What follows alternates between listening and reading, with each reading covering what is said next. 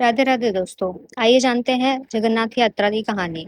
उड़ीसा के पुरी में हर साल आषाढ़ मास में निकलने वाली जगन्नाथ रथ यात्रा भगवान कृष्ण जगन्नाथ, उनके बड़े भाई बलभद्र और बहन सुभद्रा के अपने जन्म स्थान मौसी के घर गुड़ीचा मंदिर जाने की स्मृति मनाई जाती है। इस 9 दिवसीय यात्रा और इससे जुड़ी प्रमुख कहानियों का विवरण इस प्रकार है। रथ यात्रा का पौराणिक कारण एक प्रसिद्ध पौराणिक कथा के अनुसार एक बार माता सुभद्रा ने द्वारका नगर देखने की इच्छा की व्यक्त की। तब भगवान कृष्ण और बलराम जी अपनी बहन सुभद्रा को रथ पर बिठाकर नगर का भ्रमण कराने ले गए थे। इसी घटना और भाई बहन के इस प्रेम की स्मृति में हर साल यह भव्य यात्रा निकाली जाती है। एक अन्य मान्यता है के अनुसार भगवान जगन्नाथ हर वर्ष अपनी परम भक्त गुंडीचा, जिन्हें उनकी मौसी माना जाता है, से मिलने जाते हैं और 7 दिनों तक वहीं विश्राम करते हैं। राजा इंद्रद्युम्न और अधूरी मूर्तियों की कहानी। रथ यात्रा में पूजे जाने वाले भगवान जगन्नाथ, बलभद्र और सुभद्रा की मूर्तियां अधूरी क्यों हैं? इसके पीछे राजा इंद्रद्युम्न की कहानी जुड़ी है।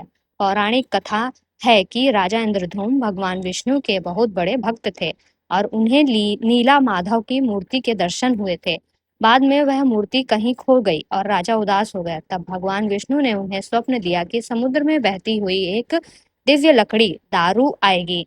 राजा ने उस लकड़ी को से मूर्ति बनाने का निश्चय किया, लेकिन तभी वहां देव शिल्पी विश्वकर्मा एक वृद्ध बढ़ई के रूप में प्रकट हुए। उन्होंने शर्त रखी कि वे एक बंद कमरे में मूर्ति बनाएंगे और जब तक काम पूरा नहीं होगा कोई दरवाजा नहीं खोलेगा। कई दिनों तक कमरे में से कोई आवाज नहीं आई, तो उत्सुकतावश रानी और राजा ने दरवाजा खोल दिया। विश्वकर्मा जी तुरंत वहां से अंतर्धान हो गए और मूर्तियां बिना हाथ पैर के अधूरी ही रह गई। राजा को बहुत पछतावा हुआ, लेकिन तभी एक आकाशवाणी हुई कि यह भगवान का ही एक दिव्य रूप है। तब से पुरी के मंदिर में तीनों भाई बहन की यही अधूरी मूर्तियां पूजी जाती है। यात्रा से जुड़े विशेष अनुष्ठान।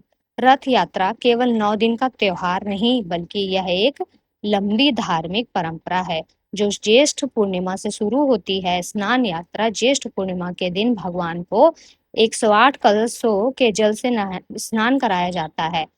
अनासर काल स्नान के बाद भगवान बीमार पड़ जाते हैं और लगभग 15 दिनों तक एकांत में विश्राम करते हैं। गुंडीचा यात्रा मुख्य यात्रा। स्वस्थ होने के बाद तीनों देव भव्य लकड़ी के रथों पर सवार होकर अपनी मौसी के घर गुंडीचा मंदिर के लिए प्रस्थान करते हैं। बहुड़ा यात्रा। 9 दिनों के प्रवास के बाद भगवान वापस अपने मुख्य मंदिर श्री मंदिर लौटते हैं। इस यात्रा के दौरान रथों का निर्माण बिना धातु या लोहे के कील के विशेष प्रकार की लकड़ी से किया जाता है। रथ यात्रा के दौरान सभी जाति और धर्म के लोग मिलकर इन विशाल रथों की रस्सियों को खींचते हैं, जो एकता और भाईचारे का प्रतीक है। राधे राधे दोस्तों।